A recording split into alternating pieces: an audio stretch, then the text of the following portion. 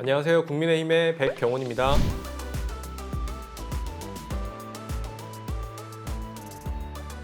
네, 안녕하세요. 더불어민주당 이동학입니다.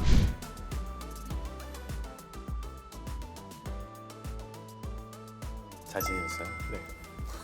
대선 때문에 너무 바쁩니다. 저 지금 머리 깎을 시간도 없어가지고 한 달째 머리 못 감고 있어요. 아, 그렇죠. 이제 막 네. 민주당도 대선 경선이 다 끝나서 경선이 이제 네. 막바지 끝났고요. 오늘 국정감사 얘기 나누려고 또 우리가 만났는데 어떤 얘기를 나누면 좋을까요? 저는 일주일 동안 그 의미 있는 것들 몇 가지 그냥 있었던 것 같고 거의 대부분은 또 그냥 화천대유 대장동 이거에 네, 맞아요. 국감 증인 신청하고 서로 그거 가지고 싸우고 뉴스도 그냥 온통 다 그런 걸로만 이제 도배가 되고 이러다 보니까 조금 아직까지는 좀 맹탕 같아요. 그러니까 국정감사하면 뭐 대한민국의 모든 언론 미디어들이 다 달라붙어서 이제 국정감사에 많은 관심을 보여주고 그게 또 국민들에게 딜리버리가 됐는데 사실 이번 국감 같은 경우에는 대선을 앞두고 있기도 하고 또 대장동 이슈가 워낙 또 커서 그런 관련된 이슈들이 좀 깊이 있게 다뤄지진 않는 것 같습니다.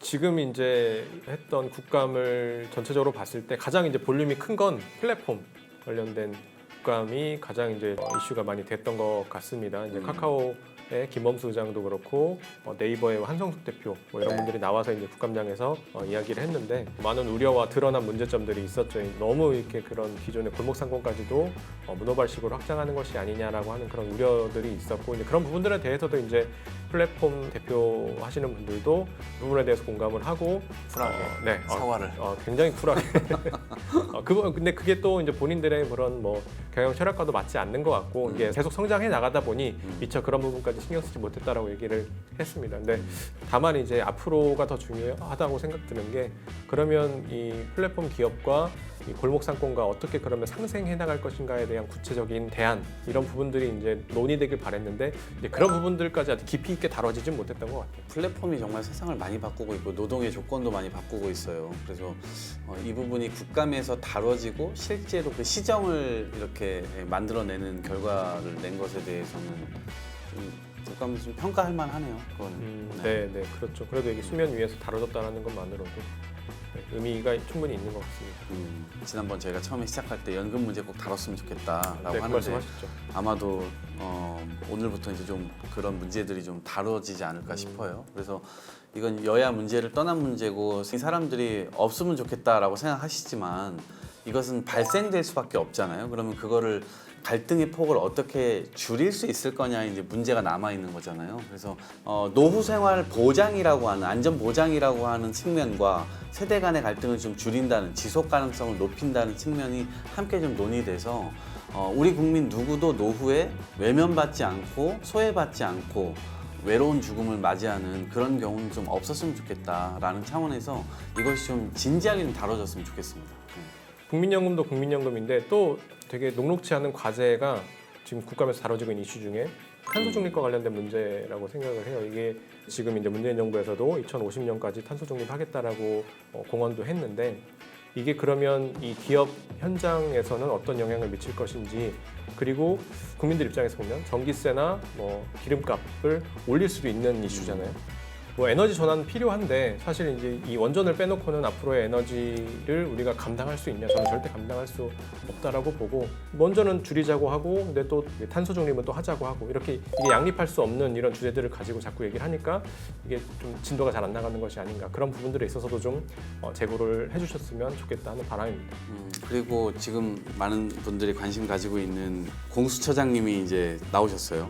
그래서 이 고발 사주 의혹과 관련돼서 이것이 인정된다면 우리나라에서 헌정 질서에서 굉장히 중대한 사건이다 이렇게까지 발언을 하셨고 실제 이 문제에 대해서는 지금 어떻게 보면 정점식 의원님하고 그다음에 손준성 검사하고 그다음에 현재 지금 김웅 의원 이게 지금 다 연결되어 있어서 실제 그 녹취록까지 나와서 실제로 이것이 총선 개입 국기 문란 사건으로 정확하게 그 전모가 이제 드러날 수도 있다라는 이제 생각들이 지금 나오고 있어요. 그래서 이 부분에 대한 것도 이번 국감에서 좀 지켜볼 만한 대목이 아니었나 이렇게 생각합니다.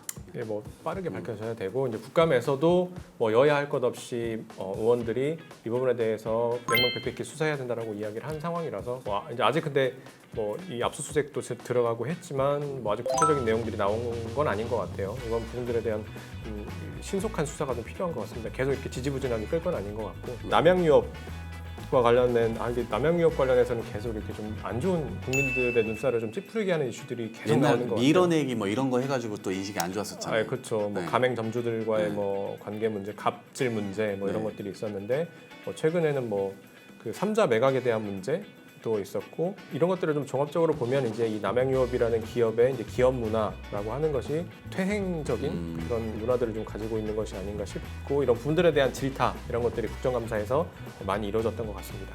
홍성국 의원이 세종시 의원이신데 이분이 재밌는 표현을 했어요. 남양유업은 ESG 기업이다. 남양유업이 하는 것에 반대로만 하면 ESG의 교과서다 이렇게 얘기를 했어요. 반대로만 하면은 굉장히 훌륭한 기업이 될 것이다 이렇게 얘기를 했는데 국감장에서 참 씁쓸한 지적이죠. 그리고 기업 입장에서는 상당히 여기에 열심히 일을 했던 노동자분들도 계실 테고 그렇죠. 실제 이러한 뭐 이렇게 나쁜 경영 행위나 이런 것들에 대해서 뭐 가담하고 싶지 않았던 직원들도 있으실 텐데 이게 기업 하나가 이 경영자의 마인드와 이 경영에 대한 철학 이런 것들을 굉장히 주요하게 이 영향을 끼치는 것 같아요. 그러니까 예전에는 그게 뭐 그냥 이렇게 뭉개고 말았다면 지금은 사실 이 소비자들, 국민들도 가만히 있지 않는 것 같아요. 뭐 불매 운동을 한다든지 이 부분에 대해서는 이렇게 또 드러난 만큼 또 관련된 의혹이라든지 이런 것들이 또 명명백백히 또 밝혀지고 하지 않을까 내 생각을 합니다.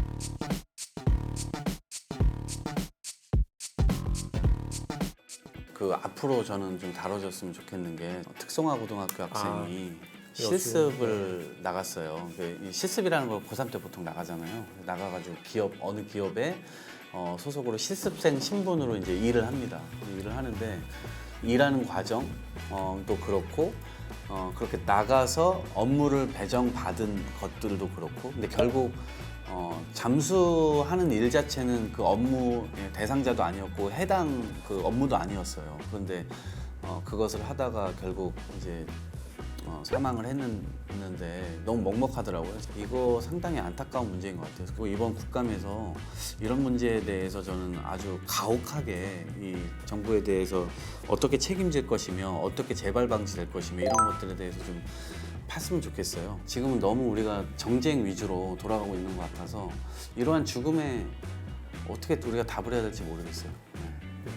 저도 이제 정치가 있어야 될 곳이 그런 곳이라고 생각을 합니다. 2016년도에 구의역 사건도 그렇고 2018년도에 태안 화력발전소 그때도 이제 안타까운 사건들이 계속 반복이 되고 또 이번에도 그런 또 안타까운 사건이 발생이 됐습니다. 특히나 이제 안전 문제 이게 사람의 생명에 대한 문제잖아요. 이런 문제에 대해서는 우리 국민 모두가 다 같이 이런 부분에 있어서 이런 부분들은 양보하지 말자라고 이해하고 또 생활에서 실천하는 그런 노력들이 같이 가야지 사실 이런 너무나도 안타까운 사건들이 없어지지 않을까 생각을 합니다. 국민들이 분노하는 부분 이제 올해만 들어서도 뭐 LH 부동산 문제도 있었고 지금은 이제 이 대장동 관련된 화천대유 관련된 이슈가 워낙 이제 국민들의 또 공분을 사고 있습니다. 이제 이런 부분들에 대해서 이제 국감에서 적극적으로 논의를 하자라고 이제 이야기가 되는 와중에도 이제 사실 뭐 증인 출석 문제라든지 이제 자료 제출 문제라든지 이런 것들이 원활히 되고 있지 않은 것 같습니다. 이제 그런 부분들이 일단 이렇게까지 온 이상 좀 적극적으로 이 여야의 그런 이 사실을 좀 밝히려는 그런 노력들이 좀 돼야 되지 않을까라고 하는 생각이 들고 앞으로 이제 남은 국감은 사실 이제 이 대장동 블랙홀이 있어서 어쩔 수 없이 또 빨려 들어가는 부분들이 있지 않을까. 또 이재명 지사도 직접 출석을 하겠다라고 이야기까지 했으니까 그런 부분들이 좀 앞으로 그러면 어떤 것들이 문제고 실제 이제 이런 부분들에 있어서 특혜라든지 이런 비리에 대한 문제, 특히는 이제 부동산 문제는 이제 국민들에게 있어서는 뇌관이다 보니까 이런 부분들에 있어서 여야가 책임 있는 자세로 임해야 되겠다라는 생각을 합니다. 수사가 명명백백하게 빠르게 진행됐으면 좋겠습니다. 네, 그렇습니다. 저희가 오늘 한 일주일 정도의 국감 문제 다뤄봤고요. 2주 후 정도에 또 만나야 네. 되겠죠? 국감 거의 이제 끝날 때쯤 네. 해서 다시 찾아뵙도록 하겠습니다. 그때는 오늘보다 더 풍성한 이거 정말 잘했다. 이 지적은 이 의원님 정말 이건 잘하셨다. 이런 칭찬을 좀 갖고 올 수 있는 그런 방송이 됐으면 좋겠다는 기대를 가지고 오늘 방송을 마쳐야 되겠죠? 어떤 의원님들이 또 어떤 메시지들을 이야기했는지 또 저희가 또 잘 캐치해서 오도록 하겠습니다. 자, 그럼 오늘 여기서 마치도록 하겠습니다. 좋아요 누르셔야 되죠? 네, 구독도 눌러주십시오. 네. 고맙습니다. 감사합니다.